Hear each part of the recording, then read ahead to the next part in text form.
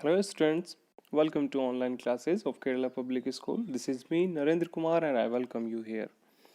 आज की वीडियो में जो हम डिस्कस करने वाले हैं वो है exercise 12.3 from NCERT Exemplar book of class 9th Mathematics. So let us start from question number first and let me read what we have. In question number first we have find the cost of laying grass in a triangular field of sides 50 meter, 65 meter and 65 metre at the rate of rupees 7 per metre square. सो बच्चे जैसा आप देख सकते हो कि ये जो triangle है इस ट्राइंगल में आपकी जो दो साइड्स हैं वो इक्वल हैं. तो इसका मतलब ये जो ट्राइंगुलर फील्ड है वो किस शेप में हुआ, एक आइसोसेलेस ट्राइंगल की शेप में हो गया. ठीक है, और इसमें हमें क्या फाइंड आउट करना है, कॉस्ट फाइंड आउट करना है. किस चीज़ का, जो घास लगाना होता है, जो फील्ड में हम घास लगाते हैं उसका कॉस्ट फाइंड आउट करना है. और रेट हमें क्या दे रखा है, ₹7 पर मीटर स्क्वायर. सो हम क्या करेंगे, इसका सबसे पहले एरिया फाइंड आउट करेंगे ट्रायंगुलर फील्ड का, और फिर एरिया फाइंड आउट करके उसको हम रेट से मल्टीप्लाई कर देंगे. तो ये एक इजी सा क्वेश्चन है. ठीक है, मैं आपको सॉल्यूशन दिखा देता हूँ.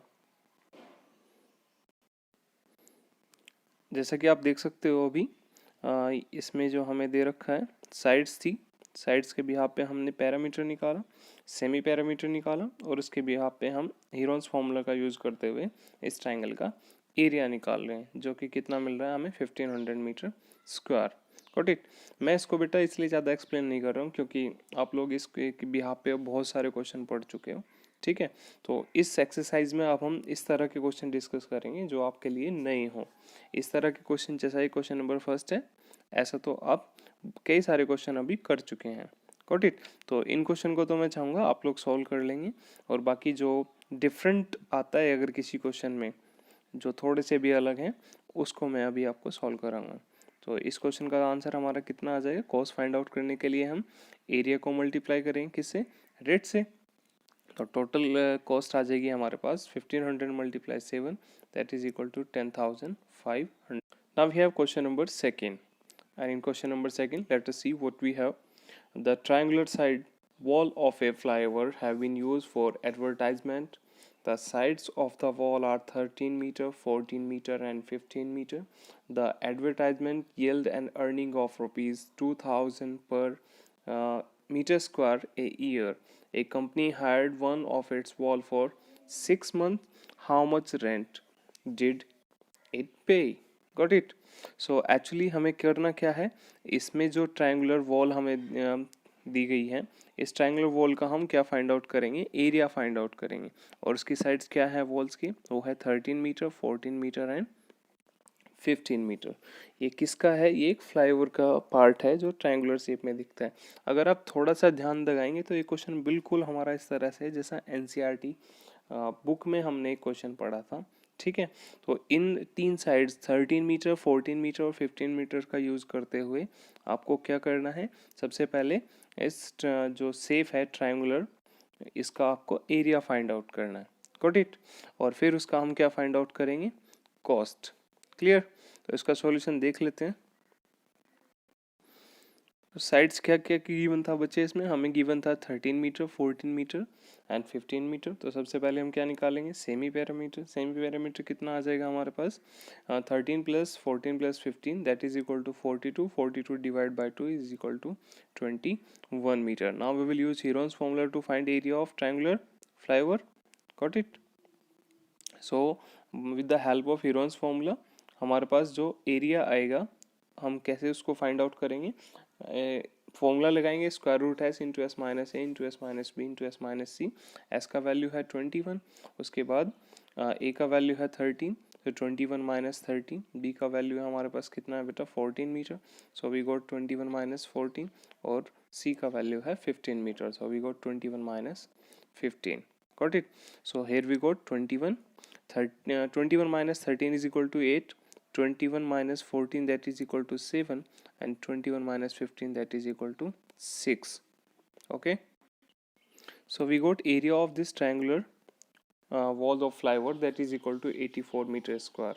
Got it.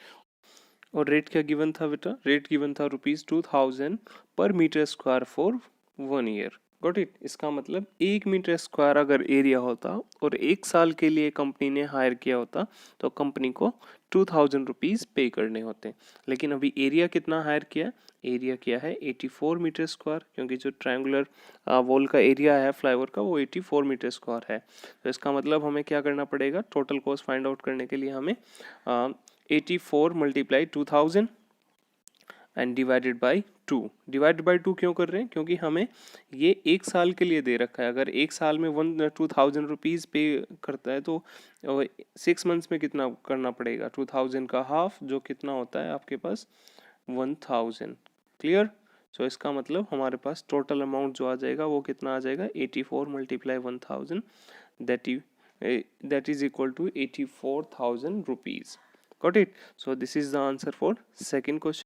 Let's start question number third and let me read what we are given here. In this question here we have, from a point in the interior of an equilateral triangle, perpendiculars are drawn to the three sides. The length of perpendiculars are 14 centimeter, 10 centimeter and 6 centimeter. Find the area of triangle. Got it? So let's start to solve this question. As you can see that we have a triangle ABC, which is an equilateral triangle in which AB is equal to AC is equal to BC. Got it?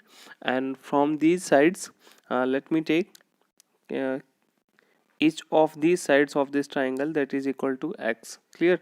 And from an point O, which is in interior of this triangle, the perpendiculars are drawn to the side BC is OQ, and to side AC, that is OR, and to side AB, that is OP. Got it? And let us join O to B, as you can see in figure, O to C and O to A. Got it? So from these figure we can say we got actually three triangles. One of them is triangle AOB, as you can see in figure. Second one, triangle BOC, and third triangle is triangle AOC. Got it? So we can say that the area of triangle ABC is equal to sum of area of triangle AOB, and that is the first triangle, and area of triangle BOC, that is second triangle, and AOC, that is third triangle. इसका मतलब जो तीन triangles अभी आप देख रहे हो कौन कौन से, एक ट्राइंगल्स है AOB, एक है BOC और दूसरा है हमारे पास AOC। इन तीनों ट्राइंगल्स का जो सम है वो ट्राइंगल ABC के इक्वल होना चाहिए। और हमें किस किस का लेंथ गिवन है, हमें ये जो परपेंडिकुलर्स ड्रॉ किए गए हैं इनका लेंथ आपको गिवन है। Got it? तो सबसे पहले फाइंड आउट करते हैं area of triangle AOB। Area of triangle AOB कितना होना चाहिए, half into base into height. और बेस कितना है बेटा इसके लिए, बेस हमारे पास AB और रेस्पेक्टिव हाइट जो है वो कितनी है OP। तो AB को तो हम क्या लेके चलेंगे, क्योंकि AB BC और CA इक्वल साइड है। Got it? तो उसको आप कुछ भी लेट कर लीजिए वेरिएबल, जैसे मैंने x लेट किया था, या फिर a लेट कर लेते हैं। तो ये आ जाएगा हाफ इंटू a, और जो हाइट था रेस्पेक्टिव हाइट वो कितना था 14, जो कि किसका वैल्यू था, तीन परपेंडिकुलर्स में से जो एक था उसका वैल्यू हमें पता है वो 14 है। So half into a multiply 14, that is equal to 7a centimetre square, that is the area of triangle AOB। Got it? ये कौन से ट्राइंगल का एरिया मिल गया हमें, AOB का, और कितना मिला 7a सेंटीमीटर स्क्वायर, और हमने इसको मार्क कर दिया रिजल्ट फर्स्ट। Got it? अभी हम फाइंड आउट करेंगे एरिया ऑफ ट्राइंगल BOC। तो BOC के लिए कितना आ जाएगा आपके पास, half into base into height. इसके लिए बेस है हमारे पास BC और हाइट है उसके लिए OQ। सो OQ का वैल्यू हम क्या ले रहे हैं 10th, क्योंकि एक 14 था एक 10 था। So 1/2 multiply BC, equilateral triangle की साइड है तो ये अभी भी इक्वल होगी A के। So 1/2 multiply A multiply 10, that is equal to 5a centimetre square. Got it? And similarly, we are going to find area of triangle AOC by using the same formula, half into base into height. So area of triangle AOC, that is equal to half into, इसके लिए base कितना है बेटा AC और height कितना है OR। So 1/2 multiply A multiply 6, that is equal to 3a centimetre square. Got it? So equilateral triangles का area कितना होना चाहिए, sum of area of triangles OAB, triangle OBC and triangle OCA. So that means 7a plus 5a plus 3a, that is equal to 15a centimeter square. Got it? और क्योंकि हमें पता है equilateral triangles का area कितना होता है √3/4 into side square. यहाँ पे हम साइड क्या लेके जा रहे हैं इक्विलेटरल ट्राइंगल का A. So area of triangle ABC कितना हो जाना चाहिए, ये हो जाना चाहिए √3/4 इंटू ए स्क्वायर। और इसको हम किसके इक्वल पुट करेंगे 15A के, क्योंकि अभी अभी हमने रिजल्ट फर्स्ट में तीनों ट्राइंगल्स AOB BOC और AOC का सम करके जो एरिया निकाला ट्राइंगल ABC का वो 15A हमें मिला था रिजल्ट फर्स्ट से। Got it. तो हम इन दोनों को क्या करेंगे बेटा, इक्वल पुट करेंगे। तो इक्वल पुट करके बस हमें यहाँ से क्या फाइंड आउट करना है, ए का वैल्यू फाइंड आउट करना है, जो कि हमारे पास साइड आ जाएगी किसकी, इक्विलेटरल ट्राइंगल की। तो उसके लिए आपको क्या करना पड़ेगा, देखो एक पावर तो इसका कैंसिल हो गया, गॉट इट। और अब इसको हम क्या करेंगे, ट्रांसपोज करेंगे। So A is equal to 15 × 4 divided by √3। 15 × 4 become 60, 60/√3। और √3 से क्या करेंगे, अब इसको रेशनलाइज कर देंगे, √3 से मल्टीप्लाई करेंगे। सो ये आ जाएगा आपके पास, ये इक्वल नहीं है, यहाँ पे मल्टीप्लाई है, गॉट इट। तो √3 ये आ जाएगा 60 √3 डिवाइडेड बाई 3, क्योंकि √3 का √3 में प्रोडक्ट 3 आएगा, 3 से कैंसिल आउट करेंगे आप, कितना आएगा 20। सो ये हमें मिला side of equilateral triangle A, that is equal to 20√3 centimetre. But हमें फाइंड आउट क्या करना था, हमें फाइंड आउट करना था area, got it. So area of triangle that is equal to √3/4 into side square होता है, और साइड कितना मिला हमें 20√3। So it should equal to √3/4 into 20 का स्क्वायर कितना बन गया बेटा 400, और √3 का स्क्वायर कितना बन गया 3। तो 400 को हम क्या करेंगे, 400 को 4 से डिवाइड करेंगे, कितना आ जाएगा हमारे पास 100। So we got 100 × 3 is equal to 300√3 centimetre square. और ये क्या है, ये है area of equilateral triangle, that is 300√3 centimetre square. So this is the answer of question number 3rd. Now we have question number 4th, and let me read what we are given in question number 4th. The perimeter of an isosceles triangle is 32 meter. The ratio of the equal sides to base is 3:2. Find the area of this triangle. So let's start to solve this question. So in this question we are given the ratio between the equal sides to the base of an isosceles triangle, and that is 3:2. So we need to take a common ratio between this ratio and let that is x. So the equal sides of this isosceles triangle should be 3x and 3x, and the base should be 2x. Got it? Now we are going to find perimeter. The perimeter should be the sum of all sides, that means 3x plus 3x plus 2x, that is equal to 8x. Clear? But we are already given that perimeter of this triangle, that is equal to 32 meter. So hence we can write 8x, that is equal to 32. Therefore x is equal to 32 divided by 8 is equal to 4 centimeter. Got it? But this is the common ratio. So the sides should be 3 multiply 4, that is equal to 12, and the second side should be the same because two sides are equal. So and third side should be 2 multiply 4 is equal to 8. So we got the sides of this triangle, that is 12 centimeter, 12 centimeter and 8 centimeter. Got it? Now we can easily find the area of this triangle either using Heron's formula or either using the direct formula to find area of isosceles triangle, that is 1/4 multiply b multiply square root 4a square minus b square.